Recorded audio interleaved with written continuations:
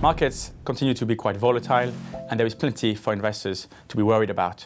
Thinking about the trade war between the US and China, where there are actually risks that things could escalate a little bit further. Obviously, markets have reacted to that, are to a certain extent pricing in some of those risks, and we feel they are probably the most priced in on the emerging market side. So one of the worst performing markets this year has been China. Chinese equities, both the local markets and the offshore markets, is down between 10, 15, 20% this year, especially from the early February peaks.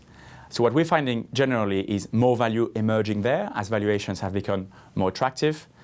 There is some pressure on the fundamentals, which has yet to come through the numbers, as we are seeing more weakness coming through the Chinese economy, which has been well publicized, hence why the markets have been weaker. So in general, finding more value in emerging markets, whilst on the other hand, US equities, which have been a standout performer this year, driven mainly by tech on record profit margins, are definitely a lot more stretched when we look at their valuations.